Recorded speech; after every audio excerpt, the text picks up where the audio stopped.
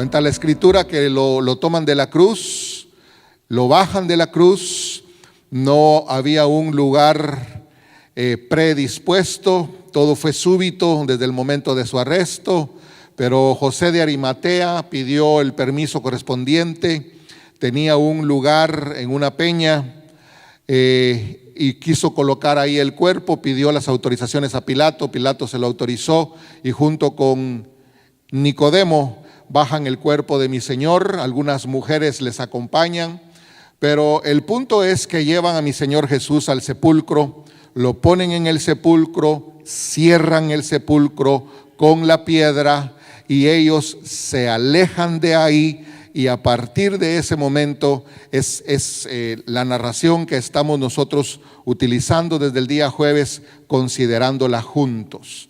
¿Qué pasó en esos 3 días y esas 3 noches donde todos los discípulos se apartaron de aquella tumba? Los fariseos solicitan una guardia a Pilato porque ellos se recordaban que el Señor Jesús había dicho en vida que iba a morir y que iba a resucitar. Ellos no creían esto o tenían miedo de esto. Y solicitaron una guardia a Pilato y Pilato se la concedió. Pero un punto a resaltar que estoy repitiendo esta tarde es: ¿por qué los discípulos olvidaron lo más importante de la palabra en los momentos más críticos? Y eso es lo que sucede con nosotros. La vida cristiana, la batalla de la fe, la prueba que nosotros vivimos para ser aprobados va a incluir momentos difíciles, sumamente difíciles, extremadamente difíciles, que ya están anticipadamente plasmados en la palabra de Dios que tienen que suceder. Y cuando uno esté pasando por esos momentos críticos, sea en la esfera individual, sea en la esfera matrimonial, sea en la esfera familiar, sea en la esfera congregacional, o sea en la esfera de iglesia como cuerpo de Cristo en toda la tierra, lo peor que puede suceder es que olvidemos la palabra. Porque vamos a estar haciendo lo contrario a los consejos y la sabiduría de Dios. ¿No nota usted que si ellos hubieran tenido en su corazón el recordar que mi Señor Jesús dijo: es necesario que el Hijo del Hombre sea entregado, morir y resucitar al tercer día? Si ellos hubieran recordado eso, o usted me ayuda a mi ignorancia en esta tarde y me corrige, no hubieran estado en la condición en la que estaban, completamente destrozada su fe, completamente algunos de ellos apostatando, algunos reversibles y otros irreversibles. Pero ¿por qué los fariseos sí se recordaron de eso y llegaron con Pilato y le dijeron: nos recordamos que aquel traidor, parece que usaron esa palabra, si no es esa, la buscamos al ratito, decía que iba a resucitar? No vaya a ser que vengan sus discípulos y roben su cuerpo y el postrer error sea más grande que el primero. Así que hay que asegurarse que ese muerto que tenemos en esa tumba, en esa sepultura, no salga de ahí siendo robado por los discípulos. ¿Por qué ellos sí se recordaron que mi Señor Jesús decía eso? ¿Y por qué los discípulos perdieron toda la noción de la palabra? Entonces, amado hermano, eso me da a mí la pauta para pedirle a usted que vayamos a Primera de Timoteo capítulo 4. Me recordé de eso ahí en la banca antes de pasar a servir aquí al púlpito. Nosotros estamos viviendo como iglesia tiempos sumamente peligrosos. La Biblia los describe. ¿Qué vamos a hacer nosotros ante tales circunstancias completamente contrarias y negativas? ¿Tiene Primera de Timoteo capítulo 4? ¿Qué título tiene su Biblia?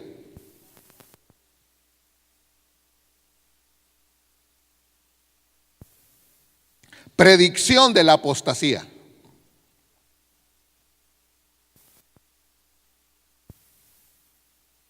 Pero el Espíritu dice claramente,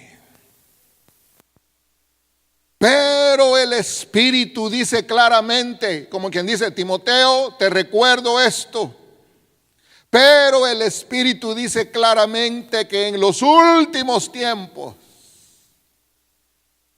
algunos apostatarán de la fe, prestando atención a espíritus engañadores y a doctrina de demonios. Entonces quiere decir que la iglesia va a estar expuesta, o ayúdeme a interpretar ese versículo. Más que interpretarlo, ayúdeme a aplicarlo. ¿Cómo entiende usted esto? En los últimos tiempos la iglesia va a estar expuesta a que a sus oídos lleguen espíritus engañadores. Aquí podríamos sacar otro tema, no lo vamos a hacer hoy. Simplemente me recordaba el Espíritu Santo en la banca antes de pasar acá ese versículo, porque los discípulos estando después de la cruz del Calvario de mi Señor Jesús, olvidaron toda la palabra que les ministró el Señor. ¿Nota usted que en los postreros días la iglesia va a estar expuesta a que sus oídos le hable espíritus engañadores? ¿Nota usted que la iglesia va a estar expuesta a doctrina de demonios? ¿Cómo? Podemos poner opción número 1 por esto, punto número 2 por esto, punto número 3 por esto, punto número 4 por esto, punto número 5 por esto. Yo solo le voy a dar uno de los 40 que podrán haber. ¿Me da permiso? Después seguimos con el tema. Porque a la gente es más fácil escuchar cosas que vayan de acuerdo a su propia concupiscencia que la verdad de Dios. Por eso vendrá tiempo en que no sufrirán la sana doctrina, sino amontonarán para sí maestros conforme a su propia concupiscencia, que les den lo que les gusta. Me preguntaba yo en estos días, ¿qué será lo que le gusta a la gente? Pues, ¿será que un día de estos me puedo yo parar y decir, hermano, ¿qué le gusta a usted para tenerlo contento? Sería el peor error preguntar. Pues fíjese, hermano, que a mí me gusta. Vaya, ahorita se lo vamos a dar. Y a mí me gusta tal cosa. Vaya, ahorita se lo vamos a poner. Esto no es de gustos, hermano. Esto es de que nosotros tenemos que venir aquí porque somos los necesitados, somos los menesterosos, somos los ignorantes que necesitamos sabiduría, somos los que tenemos que comer del árbol de la vida. Porque para pedir gustos, un día Israel dijo, ya no nos gusta el maná. Un hermano estaba predicando eso hoy en la mañana. Y yo me gozo al oír las predicaciones, hermano. Un día dijeron, ya no nos gusta el maná. ¿Y qué quieren? Carne. Y yo, más claro no puede cantar un gallo. Señor bendito. Lo voy a incomodar. Hagamos una locura esta tarde, póngase de pie. Danos tu palabra, Señor. Danos tu vida. Danos tu presencia. Enséñanos tus caminos. Agárranos de tu mano y condúcenos por tu senda de justicia. Haznos, Señor, caminar en pos de tu luz por la santidad. No nos des gusto a nuestra concupiscencia, Padre Santo, te suplicamos en el nombre de nuestro Señor Jesucristo. Lee tú y escucha los corazones que esta tarde están suplicándote, Señor. Queremos escuchar tu voz, queremos seguir tu consejo, queremos caminar tras de ti, queremos tener el oído agudizado, el corazón sensible para escuchar tu palabra, para estar en la brecha, en el nombre poderoso de Jesús, porque es la única alternativa, la única opción. No hay 2, ni 3, ni 4, ni nada de eso. Solamente tú eres el camino, la verdad y la vida. Y nosotros queremos ampliamente, Señor, estar inmersos en ti. Gracias te damos. Gracias te damos, Señor. Vienen tiempos de que la iglesia tiene que clamar. Quédate, Señor, le dijeron aquellos de Maús. Siéntese, mi amado hermano. Quédate, quédate. Es que ya está oscuro, quédate. ¿Se acuerda usted de aquel corito? Quédate, Señor, ya se hace tarde. Te ofrezco el corazón para morar. Hazla tu morada permanente. Quédate, Señor. Sin embargo, ¿qué será perder la sensibilidad por la presencia de Dios y acostumbrarse a no sentir a Dios? Acostumbrarse a no buscar de Dios. Hay un versículo en Hebreos que hemos estado leyendo en estos días, yo creo que el jueves lo leímos y lo seguiremos leyendo, donde habla del sacrificio de mi Señor Jesucristo. Lo explica de una forma muy preciosa, lo explica de una forma bien hermosa, pero y al final dice: por tal razón no dejen de congregarse. Digo yo, qué trascendental está poniendo él ahí todo el sacrificio de mi Señor Jesucristo, y está desembocando el consejo: no dejen de congregarse, busquen de Dios, porque nosotros corremos el riesgo. Nos es más fácil agarrar las cosas del mundo, nos es más fácil inmiscuirnos en las cosas de la tierra, somos más propensos a que la vanidad entre en nuestra mente. Y no cuántos años ha tardado Dios en labrar en nosotros una imagen. En otras palabras, cuesta mucho, se lleva mucho tiempo en que las personas vayan prosperando espiritualmente, vayan creciendo espiritualmente, vayan madurando espiritualmente. Cuesta mucho eso, y en un ratito lo echamos a perder. Mientras pensaba de la reunión de servidores, le quería yo preguntar a usted: ¿valoriza usted el servicio de todos sus hermanos aquí? Yo me le quedo viendo al director de la alabanza y digo: yo valorizo el trabajo de este hermano.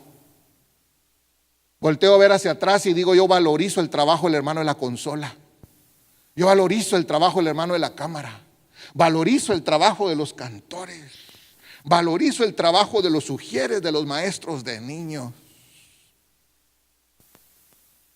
Usted no se recuerda cuando empezó a servir qué sentía, qué quería, qué anhelaba.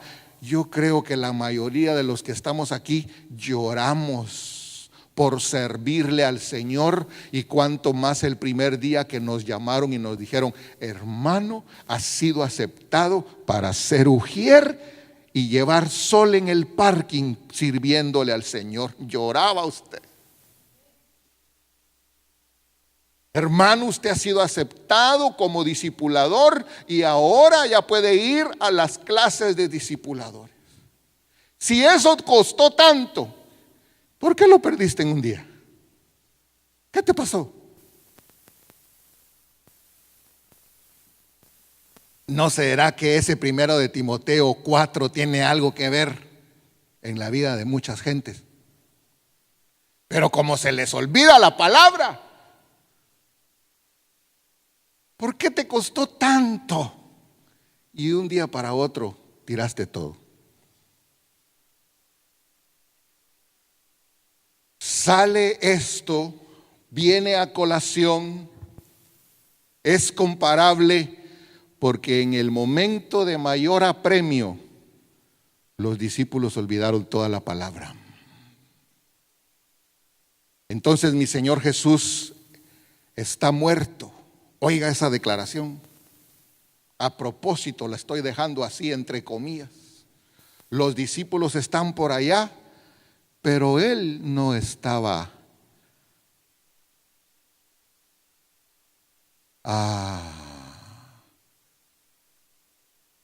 Él no estaba inerte, él no estaba sin hacer algo. ¿Qué pasaría en esos 3 días? Y empezamos a platicar el jueves que él tuvo que cumplir muchas cosas, todo lo cumplió, pero dentro de las cosas maravillosas que él cumplió, de las cosas que el ojo humano ya no vio, empezamos a platicar el jueves que Él era la ofrenda de expiación por los pecados. Entonces yo quiero repasar con usted esta tarde y hacer un enlace. Juan capítulo 1 versículo 29 dice: he ahí el Cordero de Dios que quita el pecado del mundo. Esa declaración es la que abre la puerta para el resto de la explicación, porque entonces Él es una víctima para una ofrenda, para un sacrificio que tenía un objetivo: expiar, quitar, apartar el pecado. Y ese Juan 1:21 se tiene que revelar. Es una forma de ver a mi Señor Jesús, porque Él fue muchas cosas. Él cumplió muchas cosas, entre ellas que Él era un cordero que quitaba el pecado. ¿Y cómo se quita el pecado? Tengo que decirlo de una vez, y aunque lo vuelva a repetir, a mí no me importa volverlo a repetir. ¿Usted sabe por qué tuvo que morir Cristo Jesús? Entre muchas de las respuestas, una forma sencilla es esta: si Él era el Cordero de Dios que quitaba el pecado, un cordero que quitaba el pecado, ¿cómo se quita el pecado? Dice: la paga del pecado,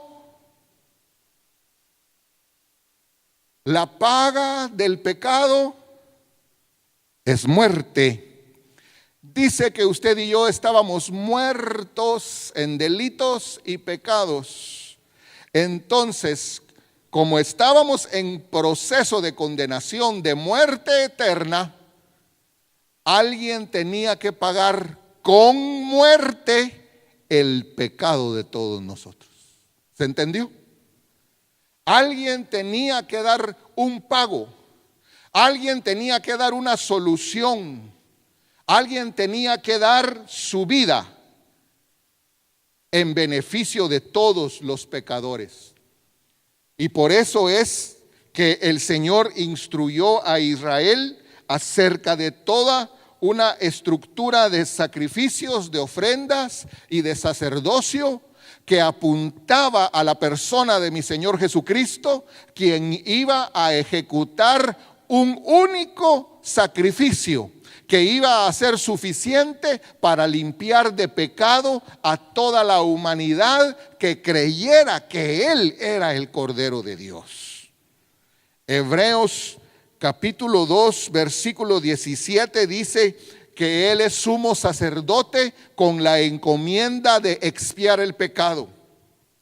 Primera de Juan capítulo 4 versículo 10 y primera de Juan capítulo 2 versículo 2 habla que Él es la propiciación por nuestros pecados. Entonces, en los términos de expiación, Él era el sacerdote que estaba expiando, haciendo la ceremonia de expiación. Y en términos de propiciación, Él era el elemento por el cual se iba a expiar el pecado. Yo le suplico toda su atención porque no estoy usando pizarrón ni estoy usando pantalla, sino que solo estamos recordando esto que por 3 décadas ha sido enseñado a nosotros y que la iglesia ya lo manejaba antes que nosotros, cientos de años atrás. Por eso es que ahora yo quiero ir con usted al libro de Levítico y comenzar en el capítulo 1, en los minutos que nos restan hoy y que seguiremos, insisto, el día jueves. Prepare su Biblia ahí en Levítico. De hecho, vamos a estar regresando al Nuevo Testamento también. Pero en el libro de Levítico, capítulo 1, versículo 1, disculpe, a mí me sirven mucho los títulos y los subtítulos y por eso lo pregunto a cada rato. Espero no ser gravoso. ¿Cómo dice su Biblia ahí en Levítico 1:1?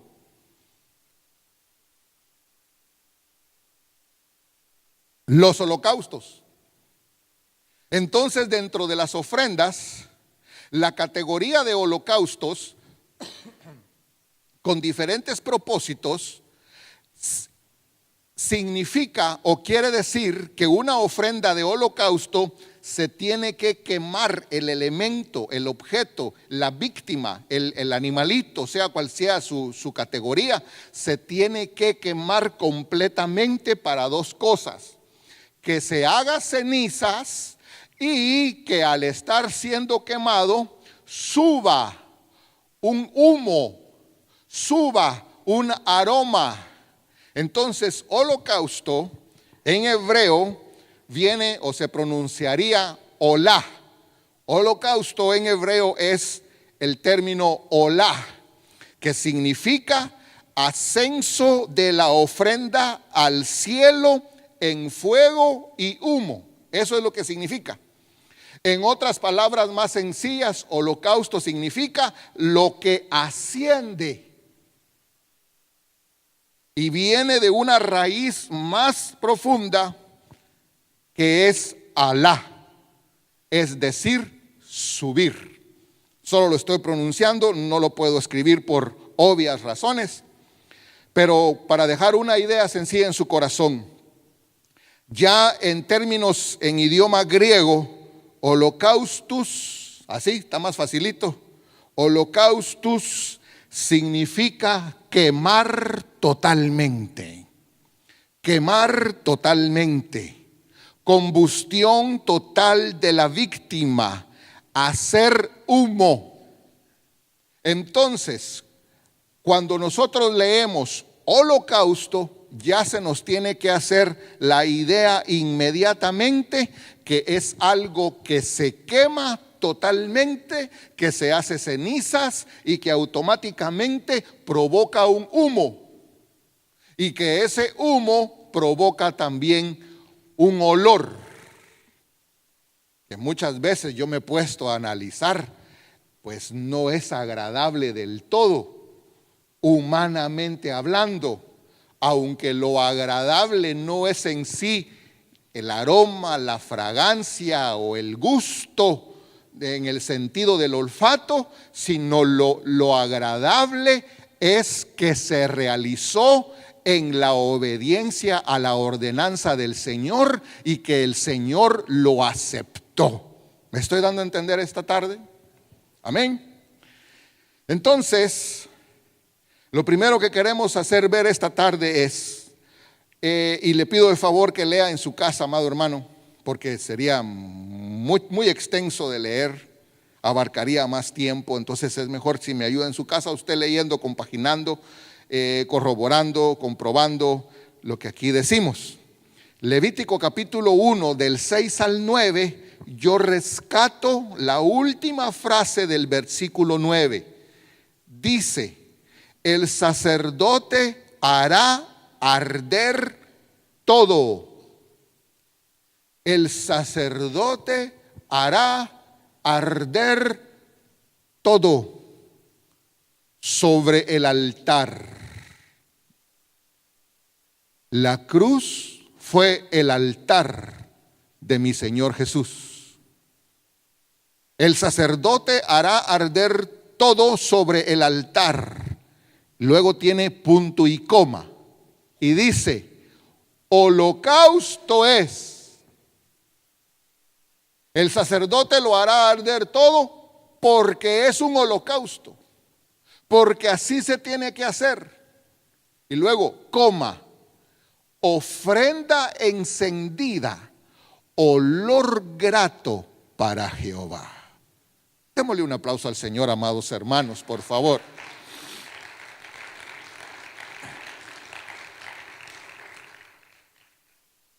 Una referencia más en cuanto a este punto. Levíticos 8, del 18 al 21. Usted puede leer todo Levítico y va a encontrar esta misma frase que solamente en estos dos versículos yo quise anotar o hacer ver con usted.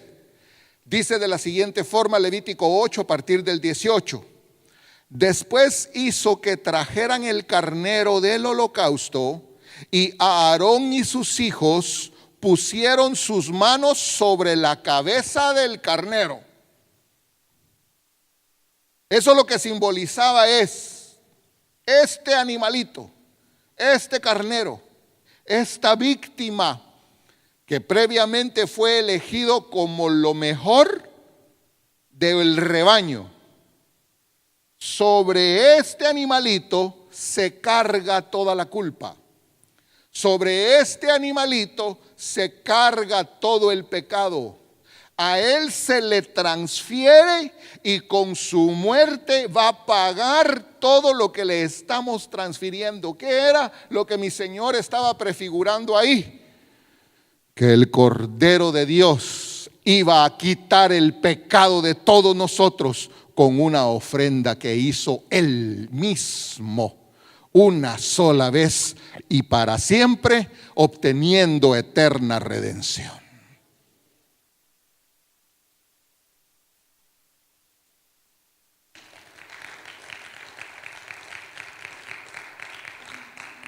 Pusieron sus manos sobre la cabeza del carnero y lo degolló. Eso era para vertir la sangre. Por eso decíamos el jueves, ninguna ofrenda de holocausto llega solamente a la fase de degollar y rociar la sangre. Se tiene que completar el holocausto con quemar, porque si no, no es holocausto. Lo que los ojos humanos vieron fue la parte del derramar de la sangre de mi Señor Jesucristo. La sangre derramada, la que quita el pecado. Pero luego, con el resto de la ceremonia, esa sangre se lleva al lugar santo, se lleva al lugar santísimo, se rocía en diferentes formas, 7 veces en cada parte. Y entonces la sangre rociada nos limpia de todos los pecados. La sangre derramada y la sangre rociada. La sangre derramada en la cruz, que fue el altar de mi Señor Jesús, que fue todo lo que los hombres vieron. Pero en esos 3 días y en esas 3 noches donde la tumba estuvo sellada, el Señor siguió actuando de esta manera, entrando al tabernáculo celestial no hecho de manos, no de esta creación. Lo degolló y roció Moisés la sangre sobre el altar alrededor.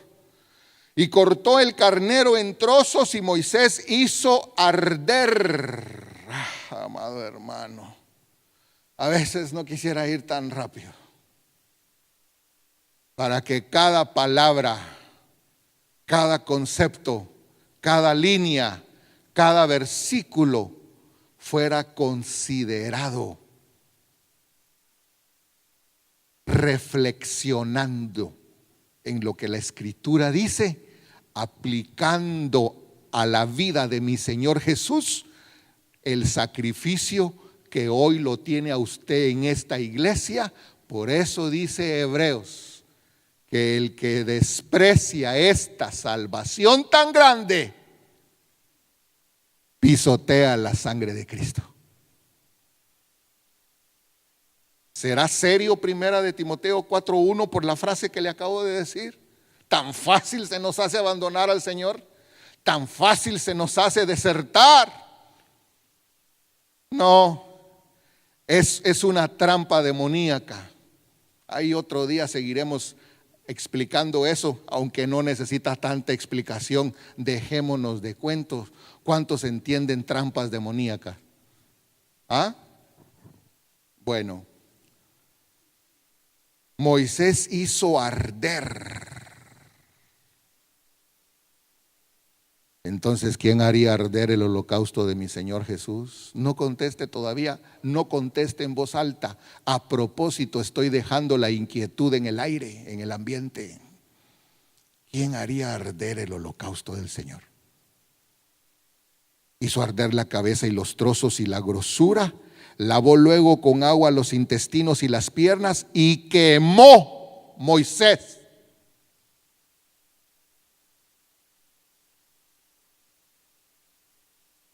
¿Qué será el temor de Dios? ¿Qué será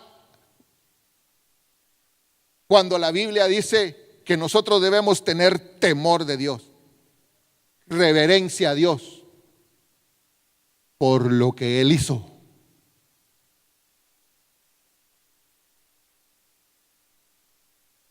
Lo que pasa es que esos 3 días y esas 3 noches no lo pone de forma explícita allá en el Nuevo Testamento.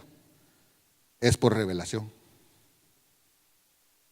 Pero cuando nosotros nos recordamos de lo que Cristo pagó por usted y por mí, porque disculpe que lo voy a molestar, no lo quiero despertar de sus dulces sueños ahorita, pero usted tenía que estar en la cruz. El que tenía que pagar precio de muerte, apreciable dama y honorable caballero, era usted. El transgresor era usted. Y yo le doy permiso a alguien que me diga, y usted también.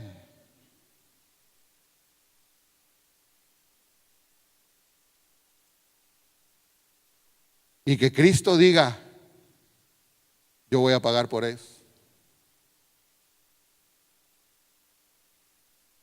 ¿Qué irán a sentir o quiere usted ver cuando se cumpla Apocalipsis? Y que digan, los libros fueron abiertos y el libro de la vida fue abierto, y todo el que no se encontró inscrito en el libro de la vida fue lanzado al lago de fuego. ¿Cuántos quisieran ver eso? Si a alguno le diera Dios la oportunidad de ver eso, que cuando mire eso diga, ahí iba yo. A ese lago de fuego me iban a tirar a mí, pero se interpuso el Cordero de Dios que quita el pecado del mundo.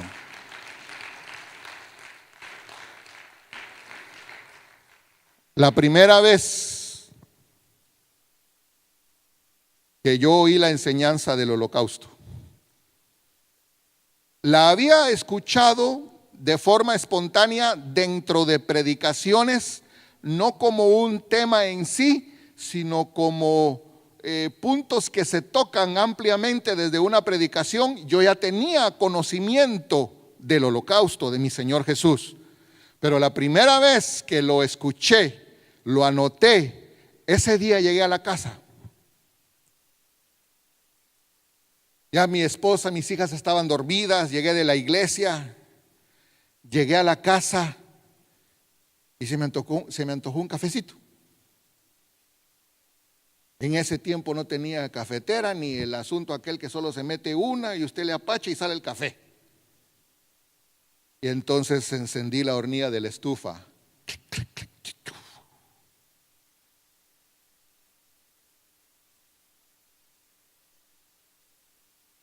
Ahí me detuve. Porque una cosa es que te agarren un pizarrón y te den los textos y te hagan dibujitos y tú lo anotes en tu cuaderno. Pero cuando vi esa pequeña llama y pude percibir ese pequeño calor,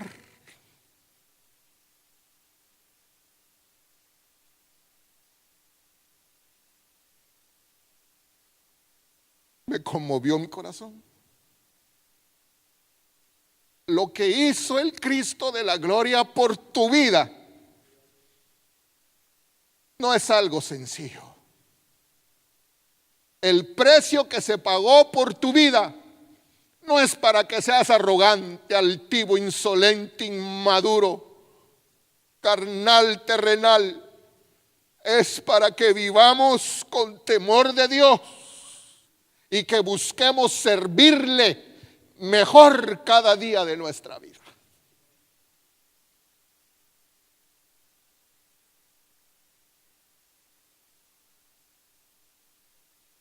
Lo quemó todo. Lo quemó todo. La parte del derramar de la sangre allá afuera, en la tierra, allá afuera, porque ahora estoy hablando de las profundidades. Todos lo vieron, fue un espectáculo bochornoso, hubieron llantos, lamentos.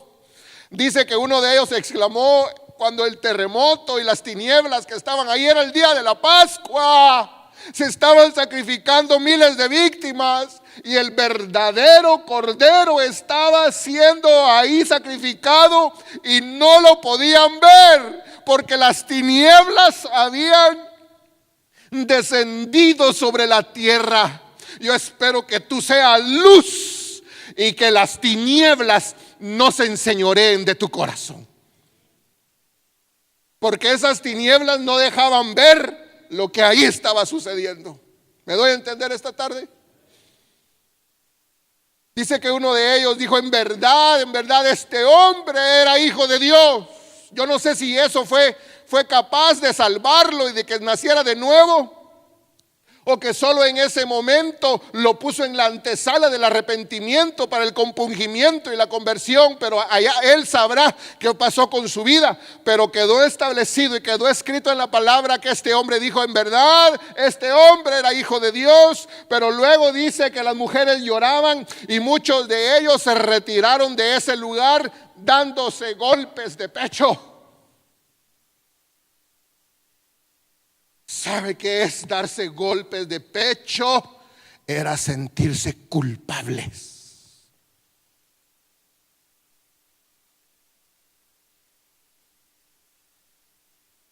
Ahora mi Señor estaba cumpliendo esto.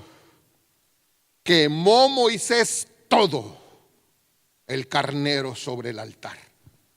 Holocausto de olor grato, ofrenda encendida para Jehová, como Jehová lo había mandado.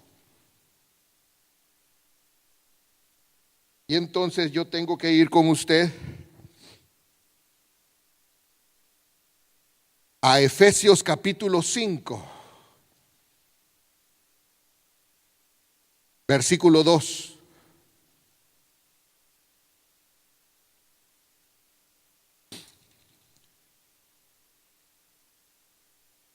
La parte que voy a resaltar de este versículo es la siguiente.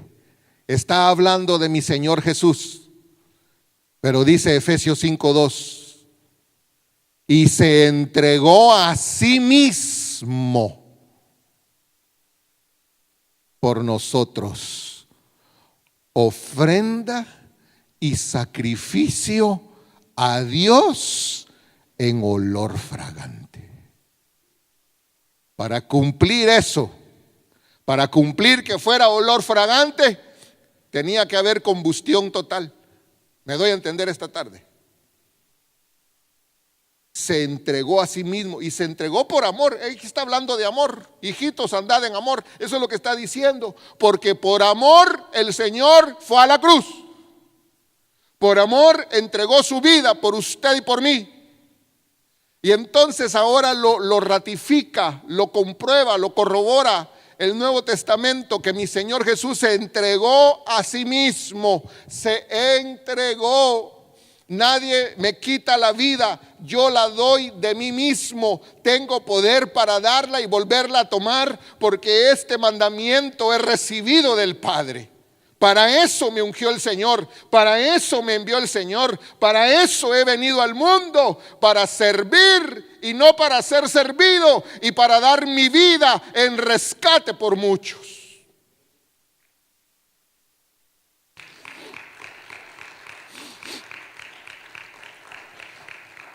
Hebreos capítulo 7, versículo 27. Yo creo que ahí vamos a terminar hoy. ¿A qué hora me dieron el tiempo?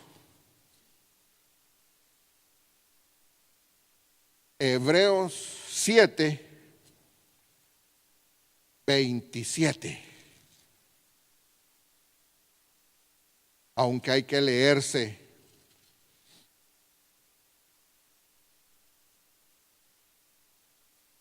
todo el capítulo, todo Hebreos.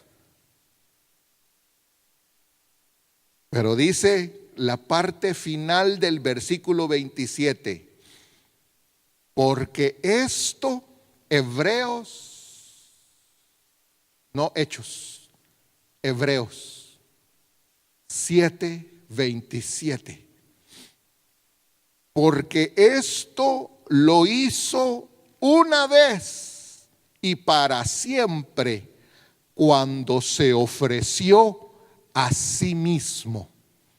Y usted lee todo el contexto de lo que está hablando ahí. Esto lo hizo una vez para siempre cuando se ofreció a sí mismo. No hay amor más grande que uno dé su vida por sus hermanos, por sus amigos, por los que no le buscaban, por los injustos. El justo por los injustos para llevarnos a la gloria. Si acaso en alguna oportunidad alguien puede morir por alguien que valga la pena, pero mi Señor Jesucristo murió por los injustos para justificarnos por medio de Él y ser en Él justicia de Dios. Ahora ahí cerca, Hebreos 10, versículo 10, dice de la siguiente forma: en esa voluntad, en la voluntad del Padre,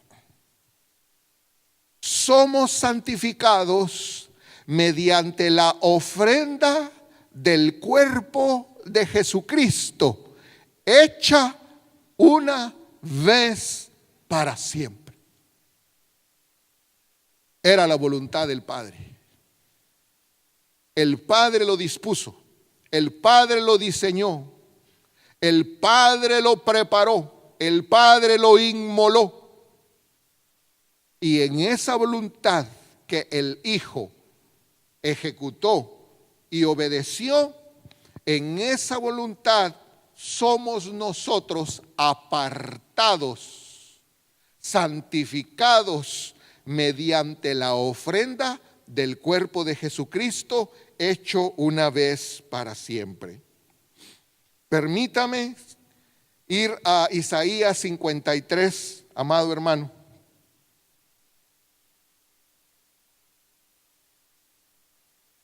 A partir del versículo 10. Isaías 53 es la parte profética fundamental, podríamos decir, donde se muestra al Cristo sufriente, donde se muestra al ungido Cordero. Dice 53:10 de Isaías: con todo eso, Jehová quiso quebrantarlo, la voluntad del Padre, sujetándole a padecimiento, cuando haya puesto su vida en expiación por el pecado. Esa frase lo explica todo. Cuando el Cordero, cuando el ungido, cuando el Cristo, cuando el Mesías haya puesto su vida en expiación por el pecado. La expiación por el pecado es mediante un sacrificio de holocausto, y un sacrificio de holocausto conlleva el derramar de la sangre y el quemar la víctima. Ahí lo explica todo. Cuando haya puesto su vida en expiación por el pecado. Hebreos 2:17 corrobora, y yo resalto esta frase, que Él ha sido predispuesto y ejerce un sacerdocio único para expiar los pecados del pueblo. Entonces, por favor, una a Isaías 53:10 con Hebreos 2:17. Luego, si regresamos a Isaías 53, pero en el versículo 11 dice: verá el fruto de la aflicción de su alma y quedará satisfecho. ¿Quién quedó satisfecho? El Padre quedó satisfecho con la ofrenda que presentó el Hijo. El Padre quedó satisfecho. Y Y el quedar satisfecho implica varias cosas, entre ellas que la ira se aplacó. Y por eso todos los que estamos en Cristo no hay condenación para nosotros, porque el Padre quedó satisfecho con la ofrenda que el Hijo hizo pagando nuestra desobediencia. Quedó satisfecho el Padre. En el holocausto de mi Señor Jesús. Y luego el versículo 12, al final de ese versículo o a la mitad del versículo 12, dice la siguiente frase: por cuanto derramó su vida hasta la muerte y fue contado con los pecadores, habiendo él llevado el pecado de muchos y orado por los transgresores. Por eso cuando está en la comunión, en la fiesta de los panes ácimos, y él dice: este es mi cuerpo, esta es mi sangre para el perdón de los pecados. Estaba él cumpliendo esto por cuanto derramó su vida.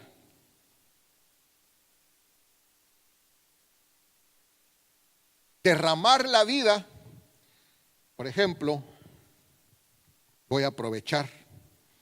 Aquí estoy yo derramando, ¿verdad que sí? No me tiembla la mano usted.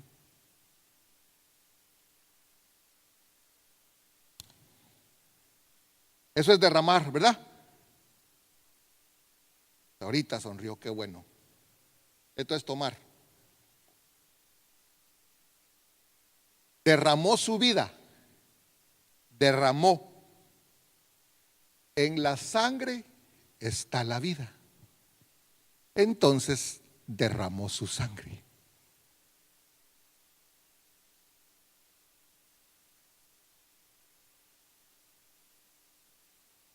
El castigo de nuestra paz cayó sobre él. Padre, muchas gracias, Señor.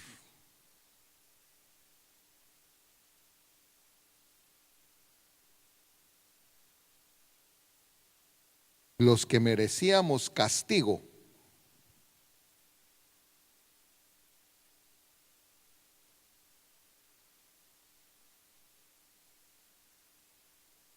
fuimos merecedores de tu gracia y de tu amor.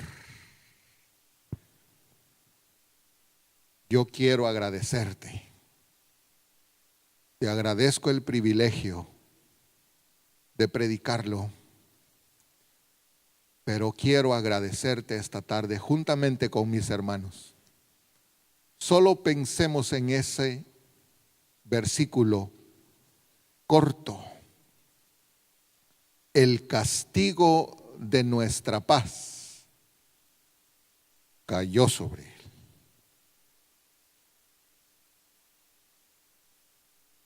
Cumpliendo fielmente todo lo requerido por la voluntad del Padre, para que como cordero inocente, único, pudiera pagar el precio por usted y por mí.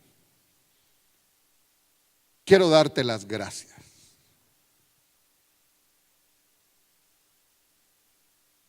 ¿Quiere alguien agradecer juntamente conmigo?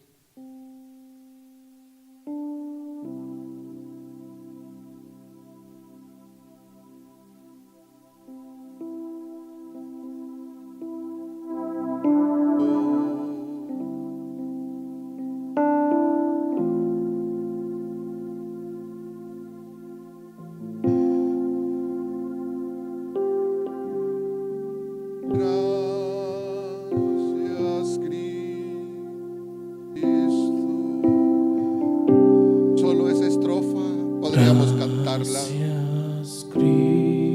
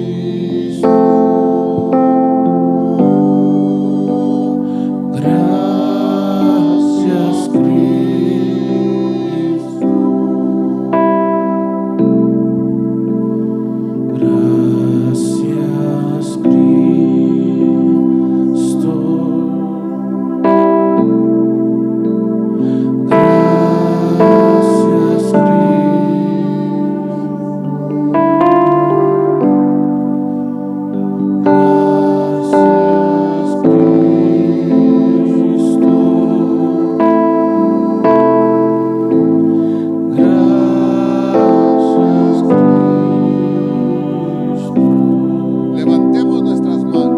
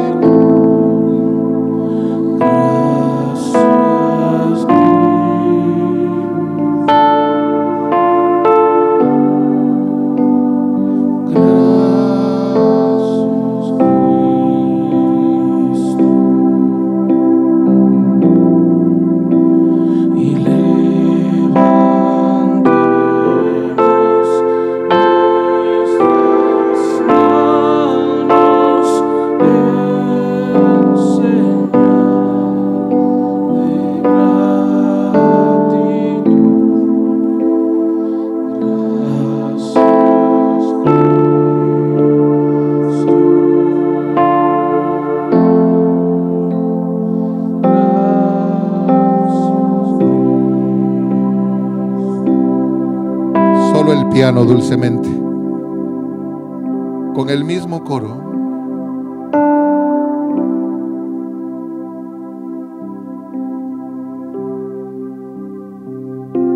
Te molesto si te pones de pie, tú que te quedaste en tu banca, en tu lugar. Si es posible.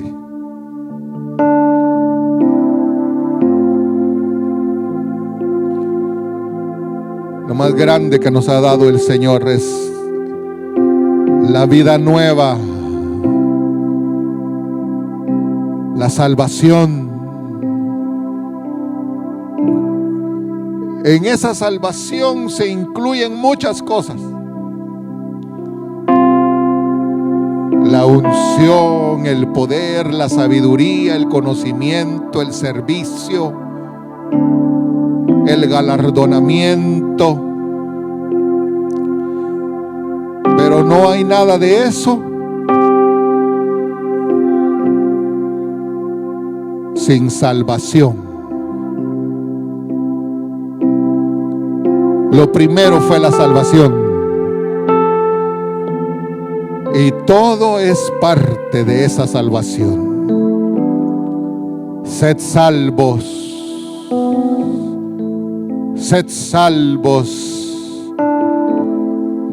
de esta generación.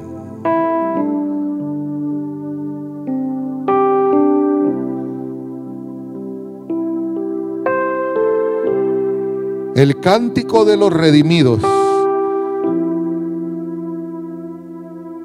que nadie puede cantar, sino solo aquellos que fueron redimidos de entre los hombres, tiene un ingrediente fundamental: agradecimiento de los que estaban muertos y volvieron a la vida, porque escucharon la voz del Hijo de Dios.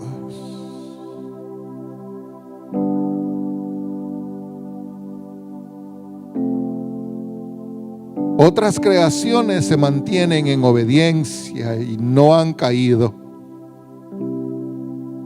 Otras creaciones cayeron y van a condenación. Dentro de la misma raza humana, unos deciden por rechazar la salvación y continúan el camino de la condenación. Pero nosotros,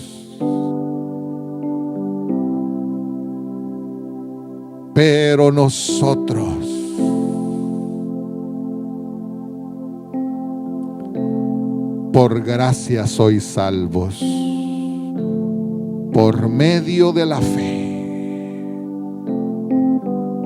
Y esto no de vosotros, para que nadie se gloríe.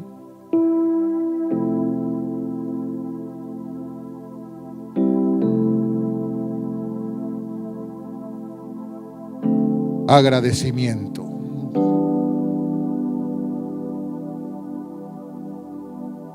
Reverencia.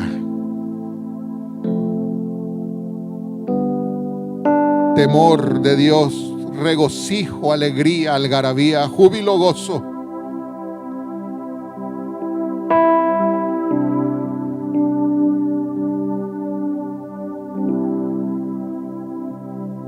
Cuando veas al que resucitó, ¿cuál va a ser tu primera reacción? Muchas veces se ha hecho esa pregunta. Y tú mismo quizá hayas contestado ya varias veces a esa pregunta.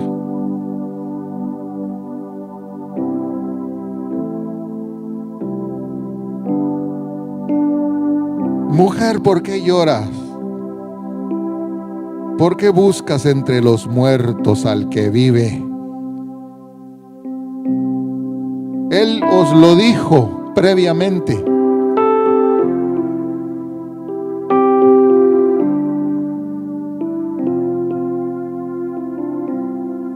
Agradecimiento, Señor.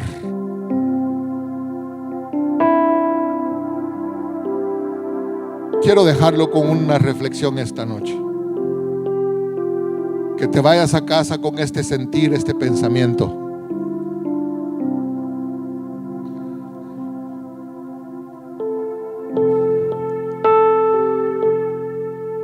¿Tanto vales tú?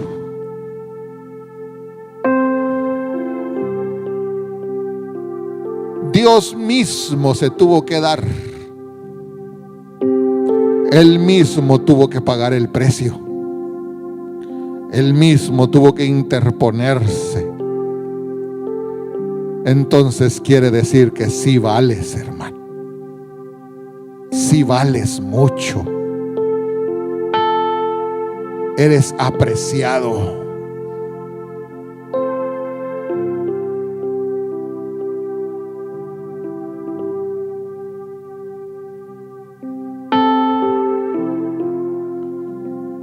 Él te ama. Él dio su vida por ti. Por eso tú te debes a Él y solo a Él.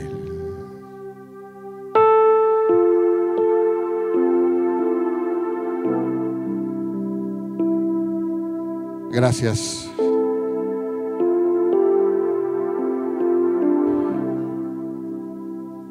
Gracias, Señor.